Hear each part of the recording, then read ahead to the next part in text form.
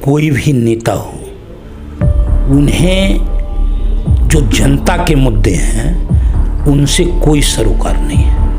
वो हमेशा येन केन प्रकारेण भावनाओं का दोहन करना चाहते हैं, हिंदू उनकी भावना का दोहन करना चाहते हैं, जबकि वो 3% हिंदुओं के पोषक हैं। 97% हिंदू उनके एजेंडे में नहीं है। ये बता दें गाजियाबाद में कौन सा ऐसा विकास का काम किया जो ये उसका उल्लेख कर दें। इन पर कोई विकास का मुद्दा नहीं, विकास का काम ही नहीं करना है, केवल भावनाएं भड़काना है। गंगा कोसा, गंगा गाय का जो जितने भी गाय के लिए स्थान है वो सभी नहीं लोगों के, और गायों की स्थिति बदतर है। लाशों के अंबार लग गए, बहती हुई लाशें, बहते हुए कफन, इनके विकास की कहानी बयां कर रहे हैं। लोग तो इन्हें राष्ट्रीय झूठा बोलते हैं, मैं अंतर्राष्ट्रीय झूठा करता हूँ।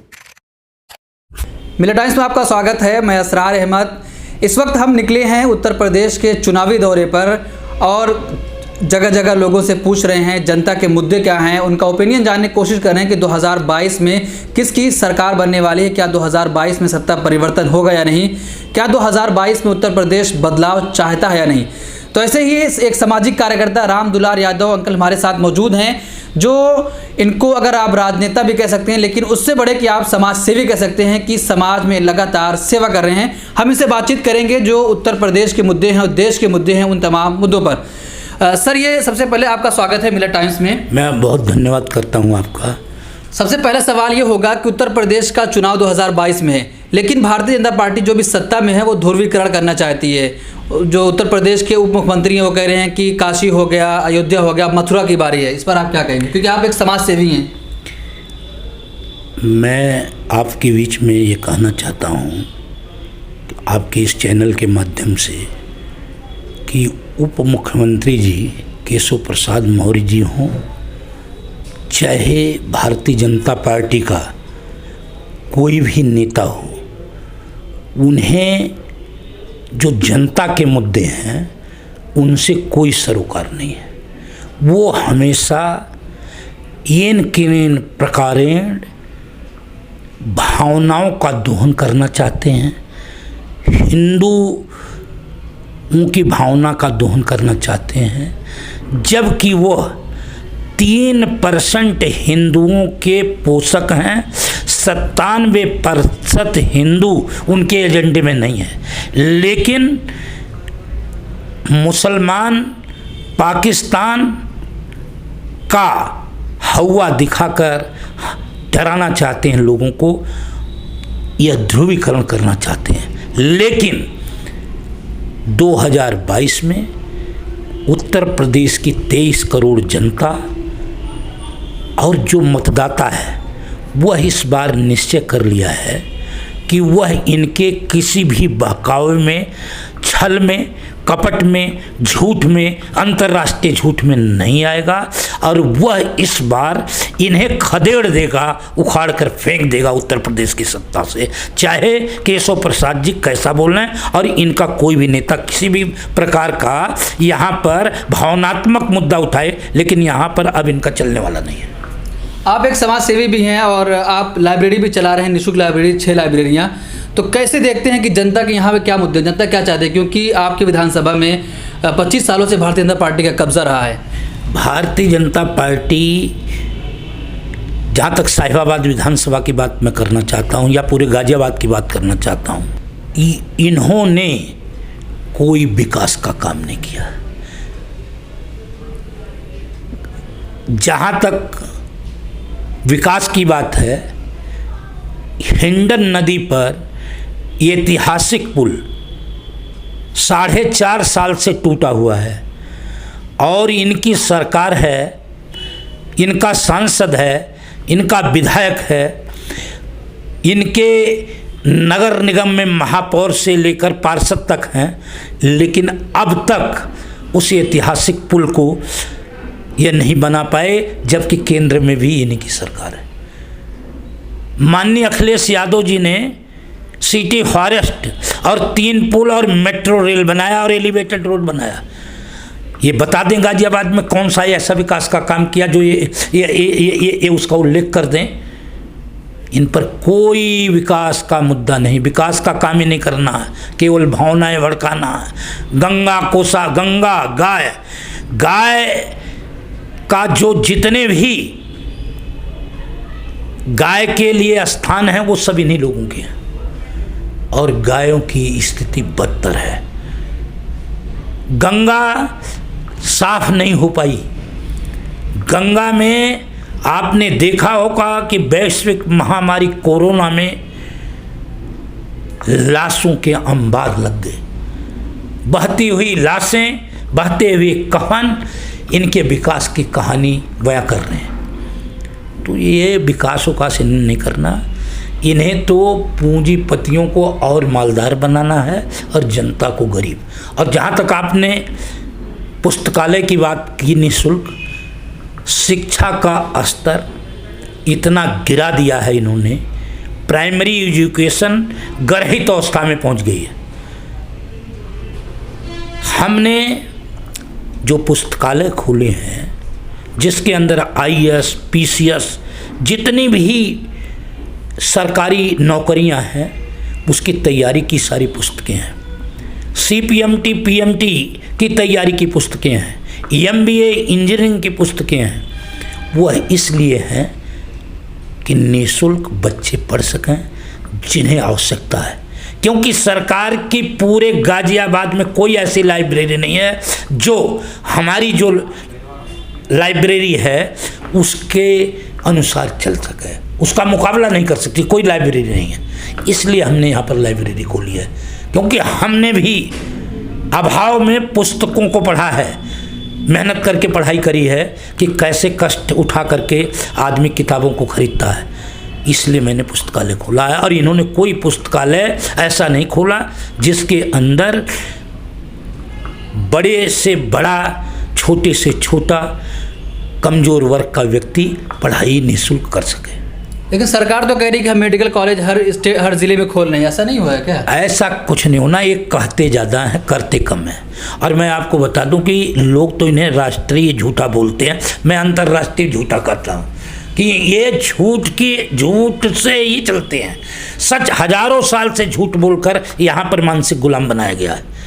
हजारों साल से यहाँ की जनता बात समझी नहीं पा रही है, क्योंकि उसे ऐसे मकड़ जाल में फंसा दिया गया है कि देश की जनता अंधेरी सुरंग में पहुंच गई है।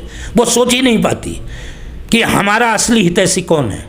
वो अपने असली दुश्मन को पहचान नहीं पाती है और फंस जाती है। नहीं तो क्या कुपोषण के मामले में भारत 116 देशों में 101वें स्थान पर होता? क्या प्रसन्नता रिपोर्ट 2021 में 149 देशों में भारत का स्थान 139 होता? क्या 10 करोड़ वरिष्ठ नागरिक है यहाँ पर और 5 करोड़ पर पूरी रोटी नहीं है और उसके परिवार के लोग उसे हकीकत की नज़र से देखते हैं? क्या ऐसा होता अगर इन्होंने डेवलपमेंट किया होता? क्या कोरोना काल में इन्होंने अगर काम किया होता तो ऑक्सीजन, वेंटिलेटर, बेड की व्यवस्था सही नहीं होती? लेकिन इन्होंने कोई काम नहीं किया, केवल झूठ। वैश्विक महामारी कोरोना ने ये सिद्ध कर दिया है कि यहाँ 90 करोड़ पर पूरी रोटी नहीं है। 5 किलो अनाज गेहूँ दे करके भी लोग इसलिए खुश हैं कि उन पर 5 किलो अनाज भी नहीं है। कैसी विडंबना है। और यह सरकार, केंद्र की सरकार अन्न उत्सव मनाती है। भूख से लड़ रहे हैं लोग और ये 5 किलो अनाज देकर कोई उत्सव मनाता है?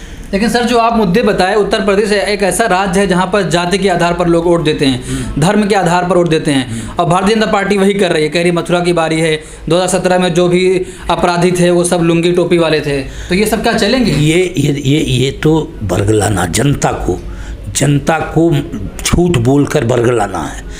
ये कोई भी काम नहीं करते। मैं दावे के साथ कहता हूँ कि जो लोग इस पर बोलते हैं ये कभी पूजा नहीं करते। मैं दावे के साथ कह रहा हूँ, ये भगवान को ही नहीं मानते। भगवान को तो गरीब लोग मानते हैं, कमज़ोर वर्ग का लोग मानता है।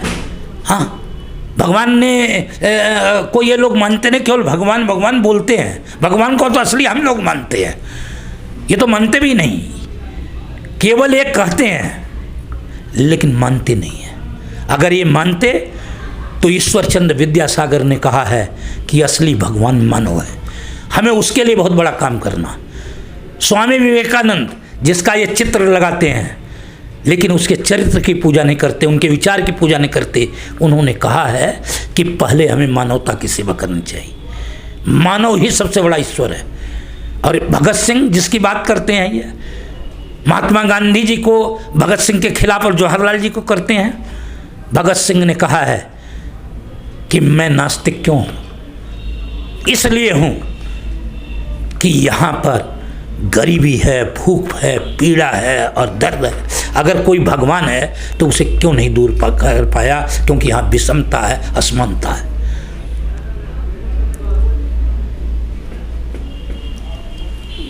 आपको क्या लगता है कि उत्तर प्रदेश में जिस तरीके से जब से भारतीय जनता पार्टी की सरकार आई है, एक ऐसा तबका उठ खड़ा हुआ है जो जय श्री राम के नारे लोगों से लगवाता है, उनको मारता पीटता है, उस पर क्या कहेंगे? ये सामंतवादी सोच के लोग हैं।